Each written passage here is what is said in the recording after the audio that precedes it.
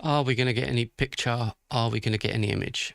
Fingers crossed this will be working. So I'm just doing it straight from my computer now, so this should be working.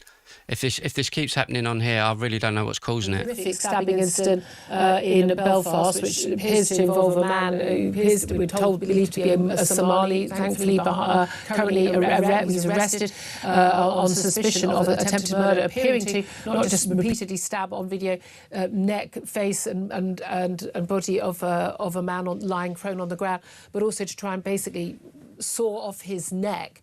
Thankfully, civilians, local people just pulled him off, hit him with a wooden bat to try and get him to stop before police arrived.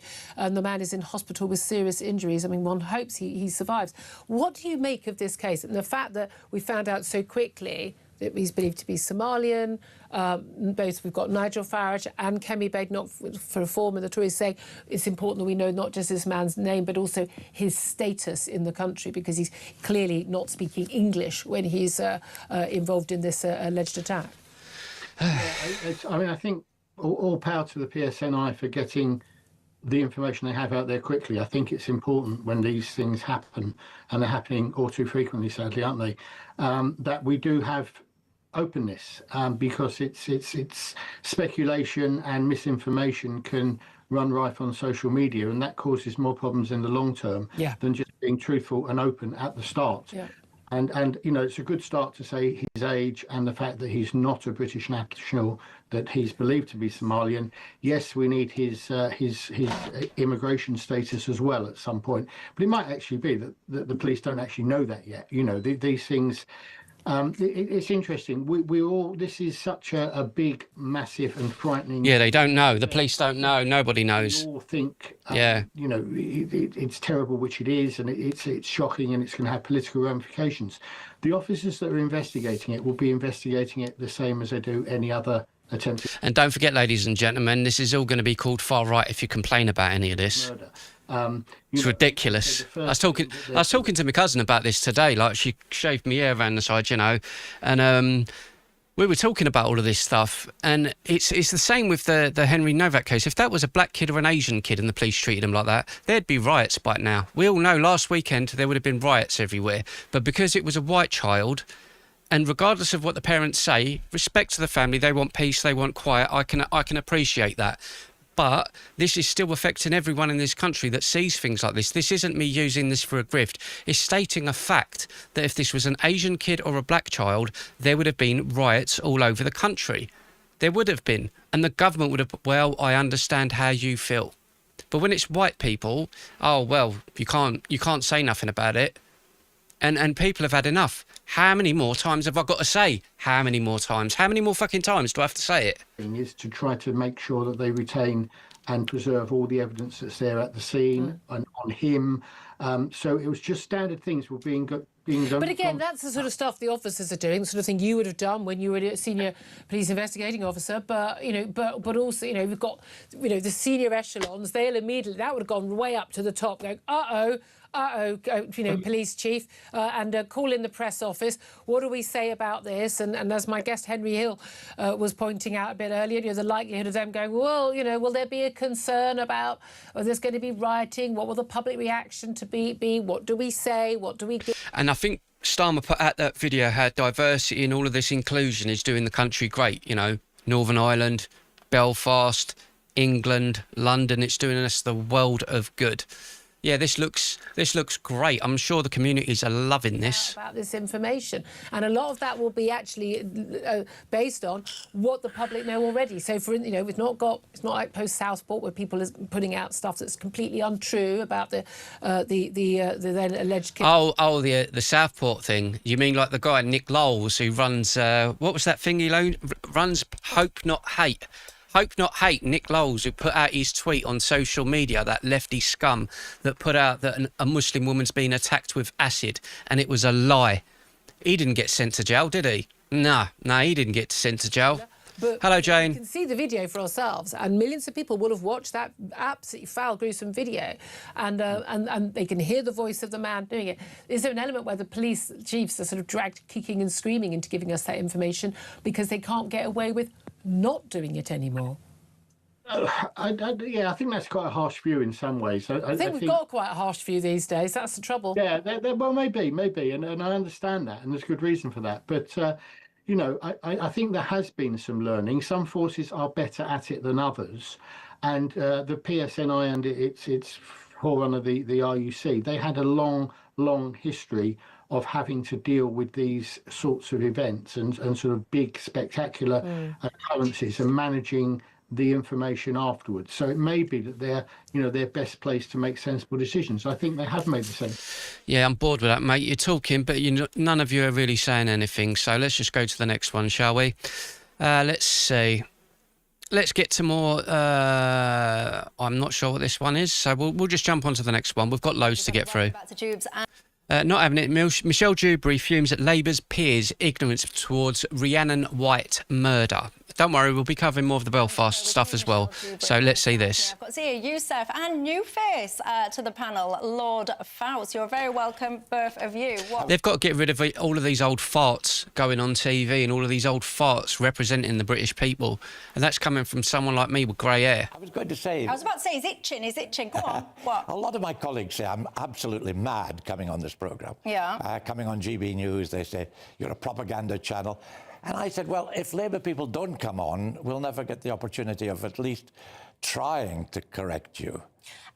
Trying to correct you? Do you believe that crap? In other words, you're not saying what we want you to say, you stupid old shithead. News, they say, you're a propaganda channel. And I said, well, if Labour people don't come on, we'll never get the opportunity of at least trying to correct you. Well, you make a very interesting point, right? It's because your government, it feels to me anyway, that they do try and swerve talking to GB News wherever possible, which I personally think is an absolute disgrace because it's not about me as an individual. It's not about GB News as an entity. Again, for those of you out there that vote for Labour, I used to vote Labour. I hate them now and I hate Keir Starmer. Now, I can look at things subjectively and go, well, if he does something good, if the Labour Party does something good, I'm not going to dismiss it because I want the best for this country. I want the best for this country. Now, if you look yourselves, I expect most of you use social media. If you go onto Instagram, if you go onto TikTok, if you go onto X, formerly Twitter, all the Labour page talks about is Reform and Nigel Farage. They don't talk about what they're doing that's good. They don't talk about the progress and the mistakes they've made and what they're going to do for the people. All they talk about, and all of the MPs of Labour, talk about how bad Farage is and how racist everyone is. And people can see it with their own eyes. They've had enough of your crap, mate. Daily basis. We beat Sky News, we beat BBC News, not blowing our own trumpet, but we are Britain's #1 news channel, thanks to all of you that choose to watch and listen. So when the government decides not to talk to us, it's not me that they're not talking to. It's all of those people, the public, who, by the way, help in part pay the wages of this government. I think it's absolutely scandalous. Let me tell you something, ladies and gents.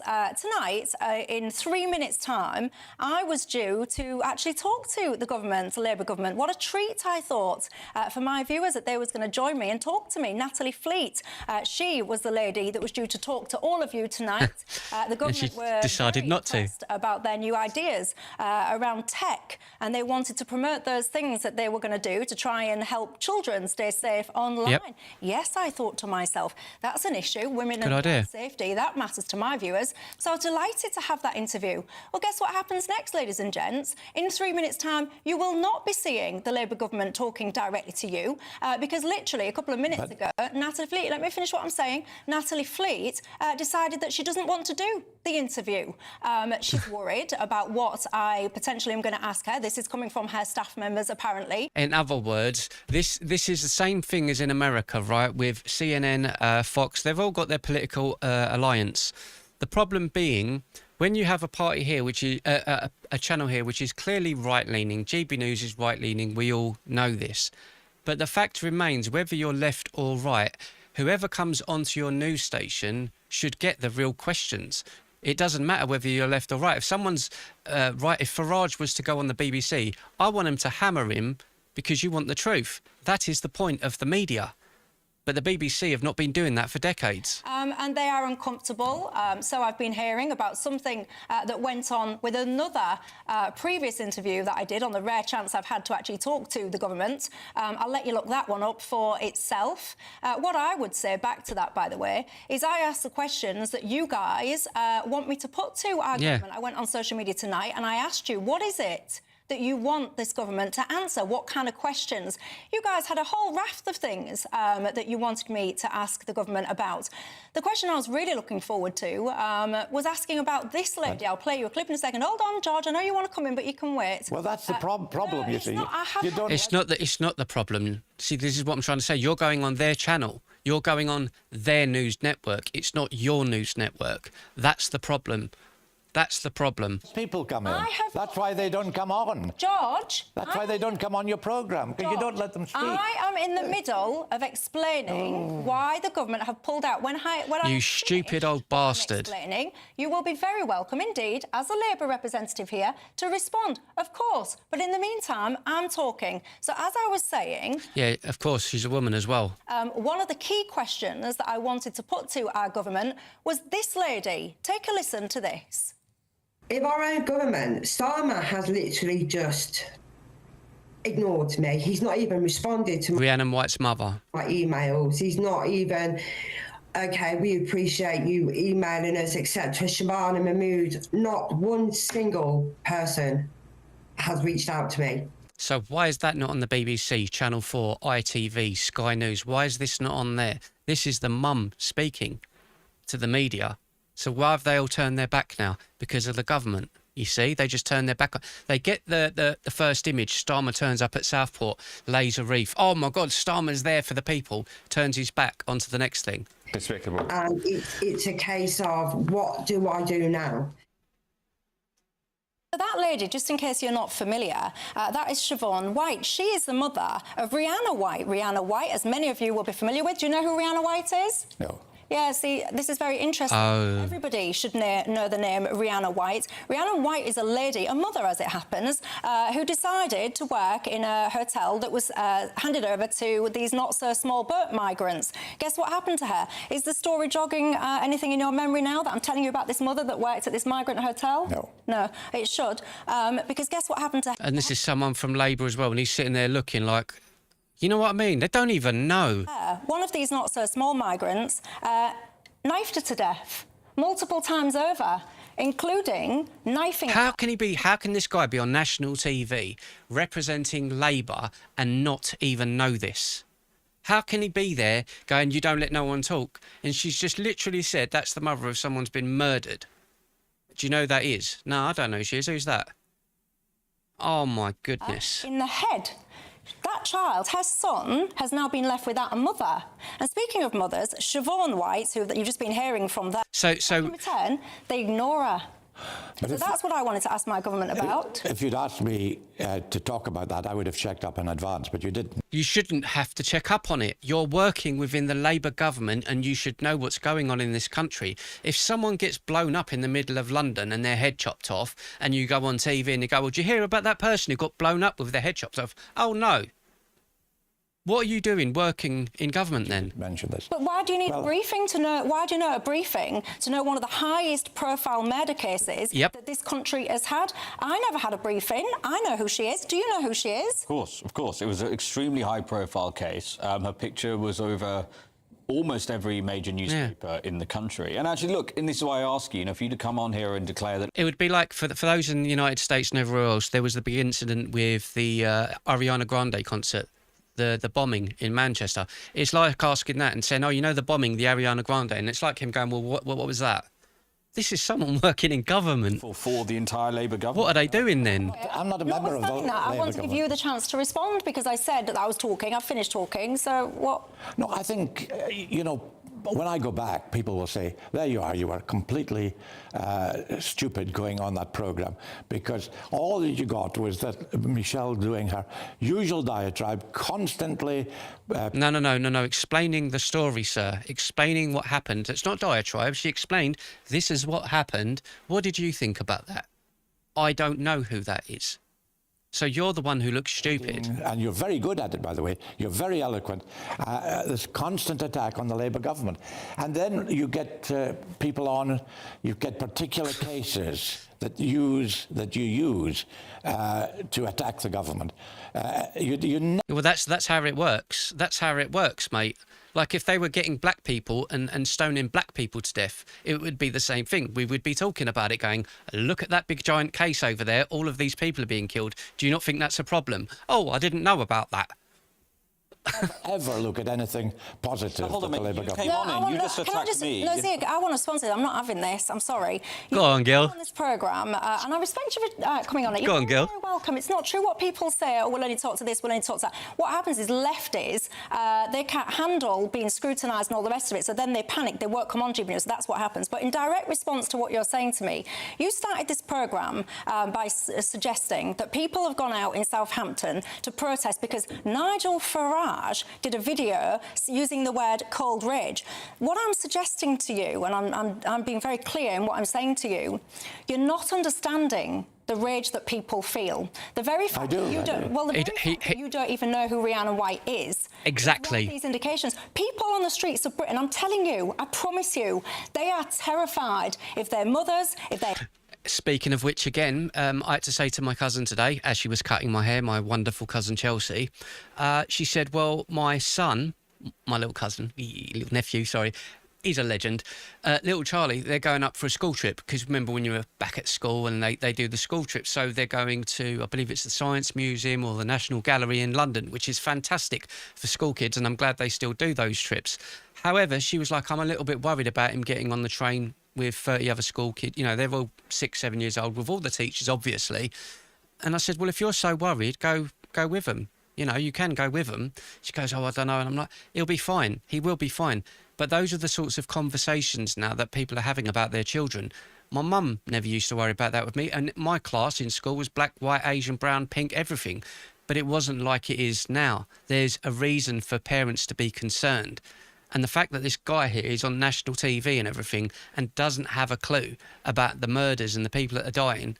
So he's like, he was trying to sort of deflect rather and say, well, why are people angry? I don't think people are that angry. You didn't even know about the woman that had been murdered. You didn't even know about it. So how can you know if people are angry if you don't know that people are being murdered?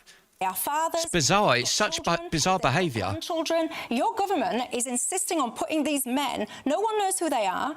They are getting put into hotels at the end of people's roads and now into houses next door to these people. They are terrified about the safety of their women. All those people were put into hotels by the previous Conservative government. It's revolt. So it's blaming someone else. Okay, so it is the Conservatives as well then, which we've all been saying because we've been going on about this for decades. They were put in by the previous Conservative government. And Zia Youssef over there, he was a Conservative. Yes, at the time this was happening. Hey, hold on. You were a member of the party. Yes. Excuse me. I was not a politician. I had nothing to do with it. Why didn't you protest? Why didn't you protest about... Excuse me, this is my programme, not yours, and I'm not having it. Why didn't he protest about our... Never mind him, I'll come to him in a minute. Well, why didn't he... I like her a lot. We need, again, it might be a bit theatrical and everything on TV and YouTube or whatever to get these kinds of responses, but this is what we want from the media. I want an honest conversation. They're supposed to be our spokesperson, the same way the government is supposed to be your spokesperson. They're supposed to represent you and do what you want, not what they want. And he's more concerned, like he literally did, yeah, but the Conservatives did this. It's all about them keeping their positions and money. They don't care about the public because if he did, he would know about this case. He doesn't care. I am talking to you. My viewers are furious. You're telling me... I can understand that. Well, I don't know if you can understand it because you... Of course I can. Because of a video, because... And the number of hotels has been reduced dramatically under the Labour government. Yeah, how? Because they're putting those people in brand new built homes. So instead of giving it to the native British people, like a young married couple, for example, or someone who was homeless trying to get a home for themselves, like a council flat or a council home, they're giving the new builds to migrants first. They're actually building homes for migrants coming into this country illegally before the British nationals. What the hell? There are a lot fewer people. There are a lot fewer people in I hotels. know this, George. How have you reduced the numbers of hotels? Where have they been moved? Well, you know exactly where they're I know. No, he doesn't want to say it, see? Brand new homes. They've been putting brand new homes. Could you imagine that? Me and you guys, we could all just get on a boat, fuck off to France, excuse my language. All of us could get on a boat to France. You don't have to pay all of your bills, don't have to pay all of your taxes. Jump on a boat, we'll go to France. I don't know where you fancy going. Where would be warm? Greece, maybe? Spain, maybe? Italy, Rome, Naples? And just turn up there and go, right, I'll have a 3-bedroom house, a phone, a brand new iPhone and everything chucked in for me, please. Okay. And then you look out on the street and there's Italian people sleeping on the street homeless. Make it make sense. And do you know, Anna? Yes, yes. So where are they then? Yes, you tell me.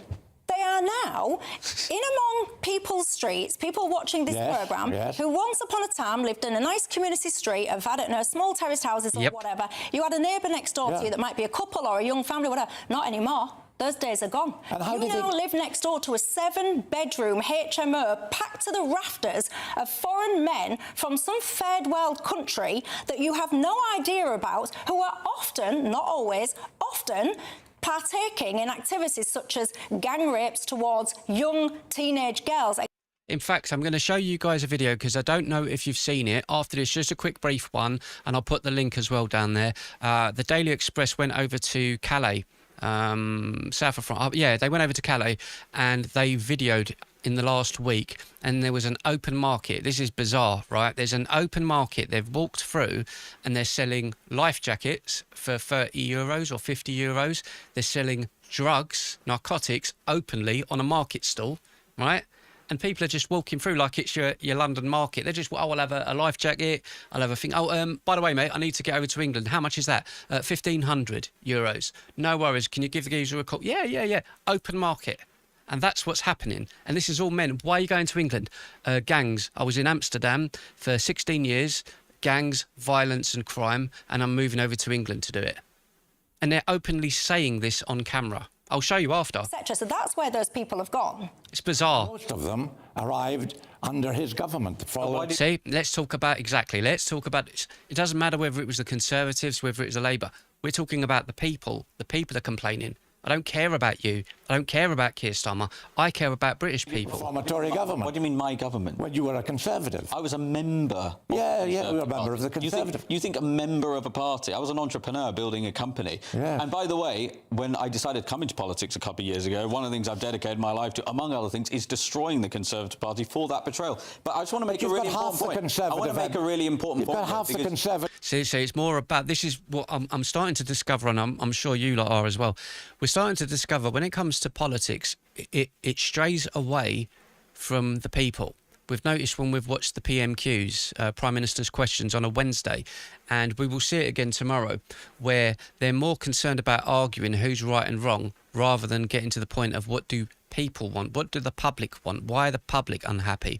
They do not care and they do not address it. The government in your party. You attacked They're all in your party now. You attacked reform on the basis that reform was, quote, not abiding by the wishes of Henry's father, which is not true, and yet you didn't even know the name of Rhiannon White, right? And the idea that Labour have a leg to stand on here when poor Rhiannon's mum is constantly trying to get in touch with the Labour government. It's an absolute disgrace that she's being ignored by Shabana Mahmood. You just heard her, by Shabana Mahmood. And he just said, no, she hasn't. Jesus Christ. So this guy doesn't even know anything and he's making things up. So what do you say to that?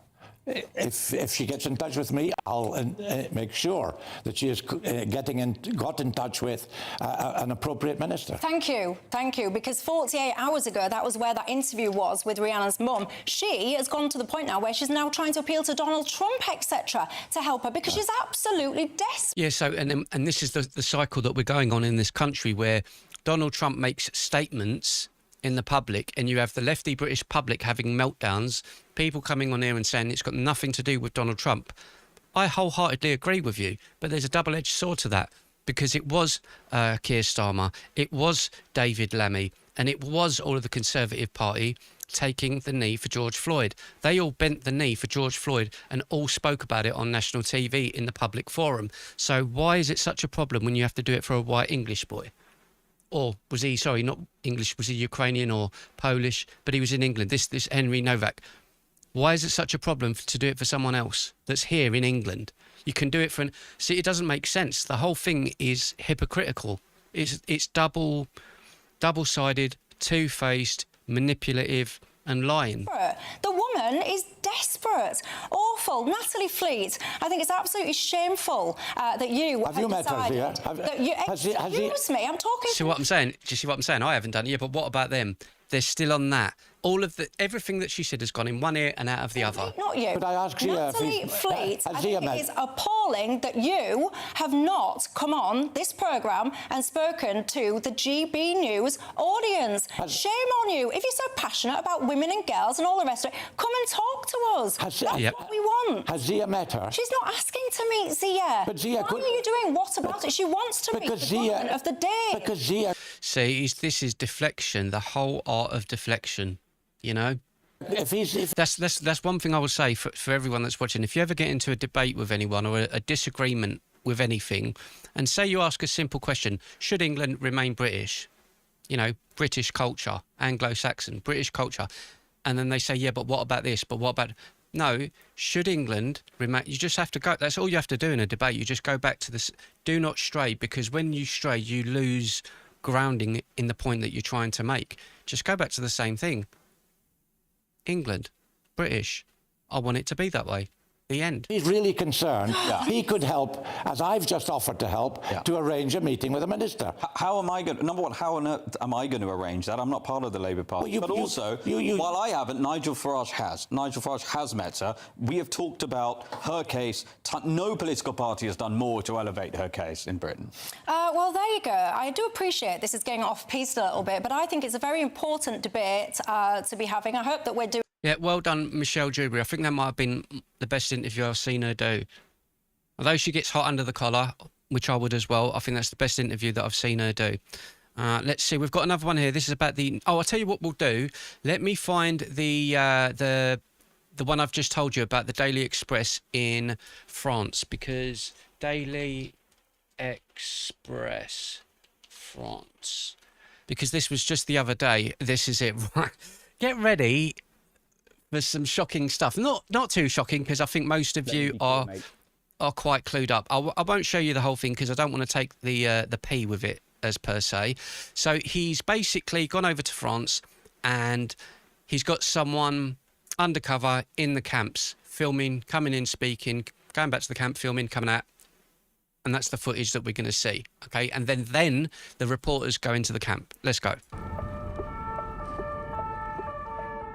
So this is at the camp. Information that we do about that tomorrow is looking better for crossings. Maybe they just try. I mean, what I've seen previously is the French police tried to cause a little bit of disruption, put people on buses going the opposite way. Yes, Robin. Okay. I mean, it's a big question about. It didn't look very sophisticated. Let's find out. Em will have some insight from the ground, so we'll find out that from him later. Because I need to put my One Love MSS prefix as well. Right, I don't believe it. He's got a number. He's got a number already. So this is the guy. So this is his contact. He's gone into the market and he's got a contact for someone who can smuggle him out of France into the UK, €1,500. But for me, I don't pay money to smuggle it. So I drive. You drive the small boats? Yeah. But do you know how to drive it? Or? Yeah, I know. 1,500. Yeah, wait. So later on, okay, have they call me, the people that... Openly in public in France, openly. Okay, the people that I'm going with. If they call me, I will call you so that we can go together. Yeah, okay, we can go together after and then... Yeah, I will call you so that we can go together. I said that this guy is going with me, okay? If we go to the seaport, after we... I can get that together, 1,500 quid, get me to wherever I want to go, Italy. I can get 1,500 quid, go to Italy and live free. Imagine it. Be great, wouldn't it? Put into the water, then you can bring the money, okay? Okay, when we go in England or in the moment we go... Yeah, at the beach, When we are in the beach, getting into the water. Okay, getting into the water, I will pay the money. Yeah. Thank you, brother. We keep in touch, huh? We keep in touch. Thank you, brother. He's been in there 20 minutes. I mean, what is going on? Also, we've just seen, he's got that number. That's this. What? Look, the police, national police, are 10 metres away or 20 metres away while he's having that conversation, talking about smuggling, drink, drugs. Behind them, they've got the market selling life jackets, which is illegal because they're going to commit crime. Nothing is done. 30 or 40 police officers are in there. So what are they doing? There you go. We've been here not even 5 minutes. And Look at this, crazy, innit? Looks like a full. So again, when you hear people on the left saying, well, you know, we've got to help migrants, they need to see this. They need to watch this. They would refuse to watch this kind of thing. Boatloads worth of people. You can see all of them orange life jackets on their back. They're going to try and get to Britain. And a reporter can just walk in. I could do it. We could just walk in and see it. Like that's it. This is what all British media should be doing. I need to come speak to you quickly, come on. I thought that was their job. Sorry, mate, we just need to come with me.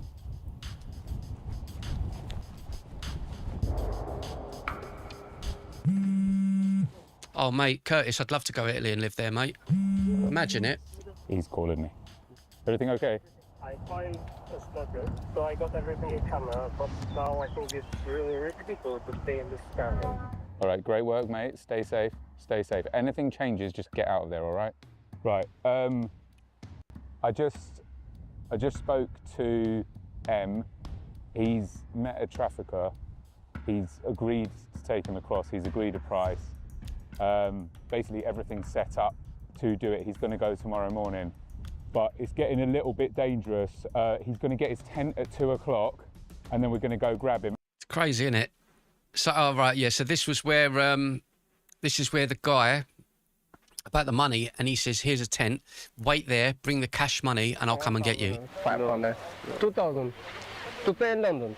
No London, cash. Here? Yes, only. In the beach? Yes, cash. But I don't have cash, probably. I have in London. Because I'm from Albania, you know, Cooks, you know that we pay there because A number Albania work with me. Brother, you cash, direct bro. Cash. Could you imagine the amount of money these men are making? They're probably making millions. I'm from Albania. We don't have money. 1,800. 1,800. Yes, cash. Cash. Yes, you went sleep. You were sleep. I was in Brussels. Taxi, Lille. Come here, plus me. Here. Dara. We give you one pound. Pound. Okay. Come here after me. People go after me. Speak you. Okay. It'll be better. Okay. Today. Yes. Follow me. Okay. Go here. Hello. Brother. Pound after me. Speak. Okay. Okay, brother. And it begs the question: why doesn't the BBC and Channel 4 and all of that do this? Why is this not on the BBC News? Like, these people are coming over to England. They're talking about the stuff that they're going to do in England, and they're openly saying it. I thought that's what journalism is. I thought that's what the journalists were supposed to expose. Wrongdoing, you know? Brother. This can. Okay. It's mine. Yeah. After this day, I change. Okay. Okay, after these people leave, I will come here. Okay. I stay here, or? I stay. No problem. Okay. After I left the tent, he was looking around for me, so I think it was a little bit dangerous. Yes, yeah, we need to get you out of there. But are you surprised how easy it is to just to find these smugglers? Yeah. And this is what we're seeing, you know? So when the government are saying that they've got it all under control, it doesn't really look like that from where I'm standing, you know? It doesn't look like they've got it under control at all. Right, let's jump onto some more bits and bobs, because why the heck not? Let's see. Let's see. Have we got our saved things? Because it's always interesting, some of the stuff I save. Oh yeah, so this is the guy from 5 Pillars of Islam. So this guy here has becoming more and more openly hateful of the West, of Christianity, and of basically the culture in the United Kingdom. And he runs 5 Pillars of Islam, which you might have seen on social media. They're a big platform. And he says, so the far right have been calling for all Somalians to be deported since the footage of that horrible attack in Belfast emerged. Now, it turns out the suspect was Sudanese, so I guess they will just call for all Sudanese people to be deported. Shameless racists. No, the Irish people want Ireland to be Irish. The English people want England to be English. I don't know why that's so difficult for you to understand. This is the guy that went on a tirade about how Islam doesn't accept gay people and it's a sin and everything else, and gay pride and everything should be abolished and all of that. I'm sorry, mate, you're in the West. You know, we're accepting of things. We don't murder gay people, you know. We don't shoot people and hang people from lampposts like you do in Muslim countries. We don't want that here. Anyway, this is classic. This is classic Bushra, another absolute psychopathic jihadist. The world should be watching Albania right now in an unprecedented display of courage. Citizens are rising up against corruption, political elites, and a system that they no longer serves the people. When ordinary people unite, they become an unstoppable force, and she calls it inspiring.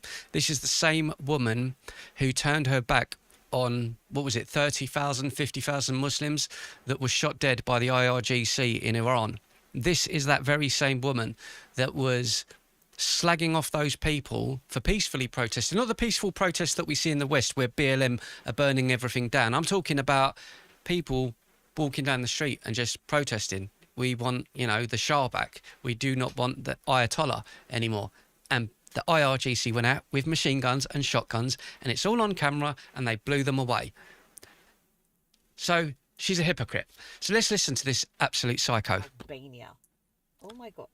Weeks, days of demonstrations in Albania by the Albanian people. Simply not just about this Kushner-Trump project, right?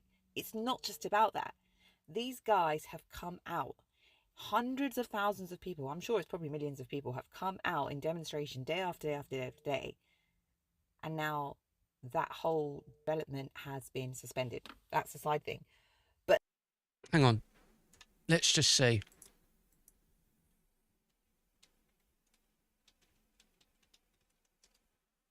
Let's just see.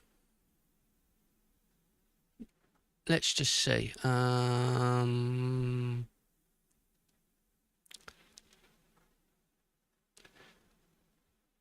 Let's see.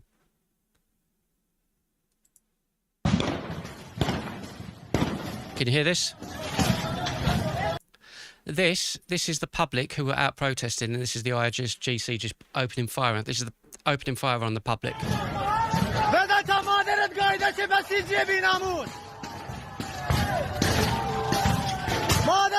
On crowds. So it could be kids, could be anything, could be families. So I'm not going to show the graphic violence in there. Now, let's go back to Bushra. What was it she said? What was it she said? And she was the one saying, the people in Iran are shameless for going out to protest. And this is what she said. Display of courage. Citizens are rising up against corruption. But when it was in Iran with Muslim people, where they're being murdered by the IRGC, she said it was wrong. It doesn't make sense. This is how dumb these people are. Let's see. 5 pillars of Islam. Remember that guy I showed you, Rashan? Right, okay. Ladybird Books has published a Happy Pride image on Instagram featuring a Muslim woman in hijab. Ladybird is one of the UK's biggest childhood books publishers, and its books are read by kids as young as 2, meaning you can't portray a Muslim person as gay. Like there's no gay Muslims. Are you stupid? Like I know loads. Like are you dumb? Like, are you dumb, bro? What reality are you living in? It's this guy here. Like, what reality are you living in? Because it's not the same one as all of us. It's bizarre, isn't it? Absolutely bizarre. Let's see. Okay, here, this is what he posted. Ladybird Books has published a Happy Pride thing. The image features a Muslim in hijab carrying a baby alongside another woman. The caption reads, "Everyone should be free to be themselves no matter who they are or who they love." And that's how I feel. Anyone could be with anyone within reason, within the law, obviously. Yeah, kids and grown-ups, nah. Bad. But if I'm talking me dating a Jamaican woman, Nigerian woman, a Muslim woman, a Sikh, a Hindu, a gay, a man, trans, dude, whatever makes you happy. If it makes you happy, good for you. Homosexual acts are strictly forbidden in Islam. That's the narrative they're starting to push now in England. Not the narrative of it's in the book, the narrative of we will not accept it. That conversation is starting to become public. That public image of, or that public language of Islam does not accept it. So they're going to try to imprint that on England. Fuck off. Not happening, mate. Not happening. I hate people like this. It's hate, open hatred for people with that mindset. Because if they hate, I've got a reason to hate. But anyway, let's continue on. Let's see. We've seen WhatsApp messages just 5 years ago from Charing Cross Police Station. The sexism and racism was truly shocking. Bad apples in the police force shows why DEI is necessary. Oh, this should be interesting. Here we go, kids. It's a tiny sliver. And here's something. Before I became a journalist, I was a trainer. And I did some of this training. And I sat through every day of the Macpherson report investigation, every day. And these police officers came in who had colluded with some of the killers. And one of them is now in the Lords, okay? And you saw this, you saw how they had lied. You saw not just that this boy had been killed who was waiting at a bus stop. And we should say, this, referring back to the Stephen Lawrence case, this is the Stephen Macpherson Lawrence report, which was commissioned in 1999. So that fundamentally influenced me. Okay, now I do take Claudia's point that, of course, these people can come to training sessions and never change at all. And we know, and diversity is not only about race, it's about gender too.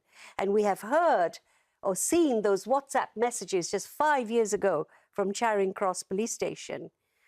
The sexism and racism of those officers was truly shocking. So there is a point saying, did the training change anything? I didn't see the messages, so it's a bit silly for me to comment, but I'm not going to defend racism in any shape or form. But I will say that this generation is very, very weak and spineless when it comes to men's sense of humour.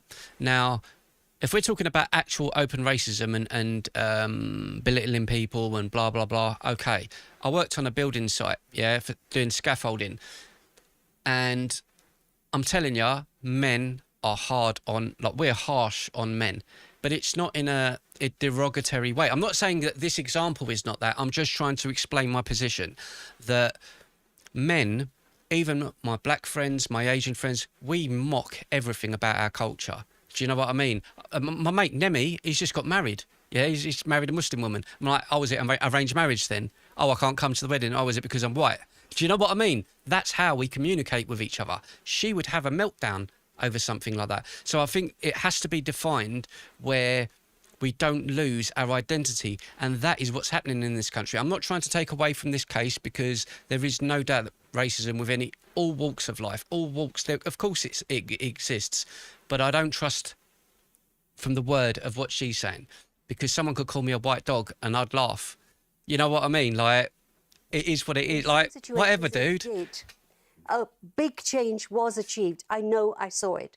But at another level, of course, because so few of these officers are ever punished for doing what they do. You know. For example, when I was in Ibiza with my friend Craig, I'd always be like, oh, I can't find my wallet. And I'd look straight at him. And he'd be like, what are you looking at me for? Why? What? Because I'm black. Ta-da! That's funny. I'm like, I can't find my wallet. Where's my wallet? That's so racist. That's so... He would just swear at me. He would just, fuck off, man. You're a fool. You're a fool, bruv. And we would burst out laughing, rolling on the floor, laughing, because that's funny.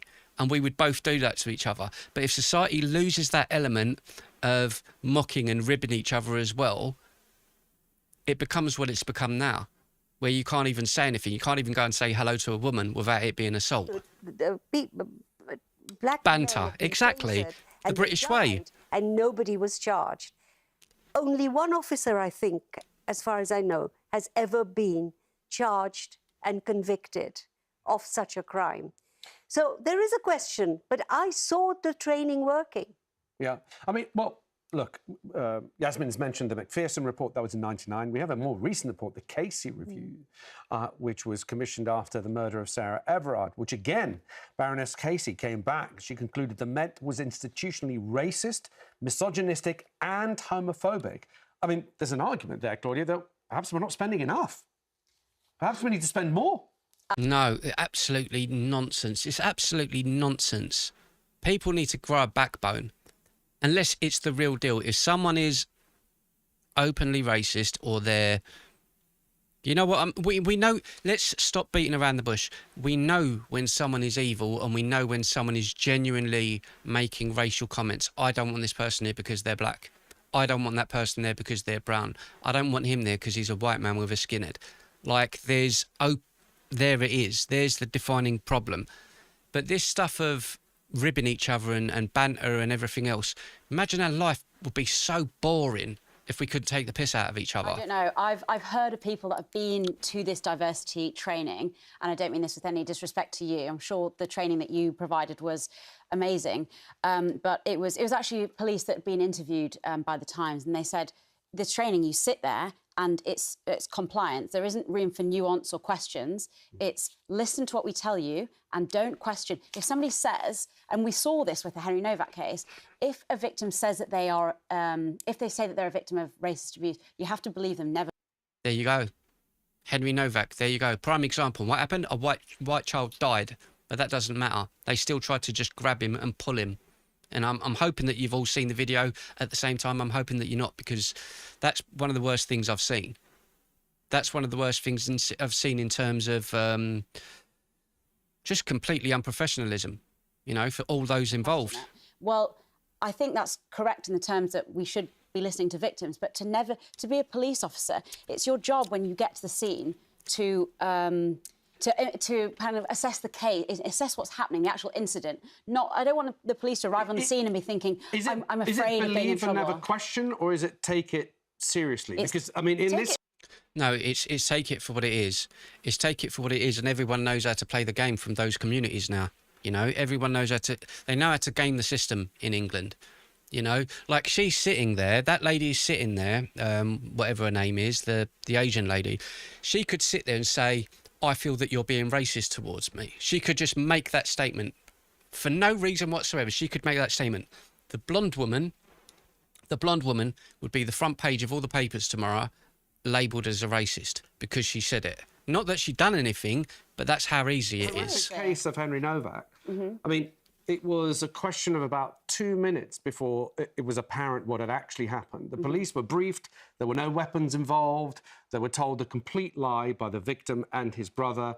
But that belief lasted for about 2 minutes before they realised that Henry Novak was in serious trouble and started trying to save his life. I mean, are we really saying that, or we believe that police officers are being trained to take racism more seriously than someone being physically hurt? No, that's not what she said. That isn't what she said. When someone says something, believe them. When a woman says, I've been abused, believe them straight away. Straight away, no questions asked. How many men do you all know that have been accused of something, had their lives ruined, taken their own life, and then you found out that it wasn't true? I've seen it a lot. I've seen it a lot. We've seen it with celebrities. We've seen celebrities that have been guilty of those things. Great, because it's been proven. But we've also seen a lot of cases where people in the public eye have had their name tarnished and they've been called this specific thing, and I'm guilty of it, where I look at them and I go, I'm never ever going to look at that person the same again now. Then you find out a couple of years later, no, that lady that said it was crazy. But I've got that image of that person and who they are. Their life is finished. They're fucked. It's already over.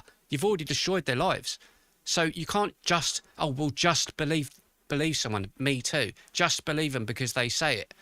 We've forgot to ask questions. Evidence I think shows we saw that, it. Evidence shows that's not the case. But this was a horrific, horrible crime. And the guy should never be let out, actually. I'm so angry. I think in that 2 minutes... But also the idea that been floating around the media this weekend, that he could have been saved when the coroner's report said he couldn't have been saved. And I just am so angry. I'm so angry with the way this awful pain is being exploited. I agree. It's horrible to see exploited. But we now know that he couldn't have been saved. He would have died, regardless of how the police responded. But that's what the left will hold on to, and it's completely irrelevant to what we saw in the video. So if they would have just picked him up and threw him over the back of the car, no, that's the problem. That is the problem. Regardless, he still lost his life believing no one believed his word. His dying moments was like, I've been stabbed. No one believed him. That's That's going to be with his parents forever and ever because they didn't handle the situation correctly. Had it been been stabbed in a different place, it would be slightly different. Those 2 minutes could have been crucial to saving his life. And instead of issuing first aid, they arrested him while he was dying on the ground, and he said he couldn't breathe. So why, if it's a case of believing what people say, separate the two and believe what he's saying until you have the evidence that it's not true. There you go. Brilliant. Yeah, well said. I'm going to read a few more of your comments, boys and girls, and we'll continue on tomorrow night with some more good stuff. Looks to me like they aided it. Yeah, I think so. I mean, I don't know whether they could have saved him or not saved him, but it was probably too late. Like she said, the coroners are saying it was too late, but it's the fact of what we see. I've not seen that before. Like, we've maybe seen the George Floyd thing. There was one a couple of years ago in England, the Stephen Lawrence thing. There's certain things that have stuck in my mind through time and remain with me. Lee Rigby, what happened with Lee Rigby? Certain things stick in my mind. James Bulger's another one. And it's... the way things are going, they're just getting considerably worse, Like, as I say, we're talking about the Henry Novak thing just last week. And now we're talking about the thing with Belfast today. Next week it's going to be something else just as horrific. And we're just expected to accept this as normal, Sharon Osborne, let's see.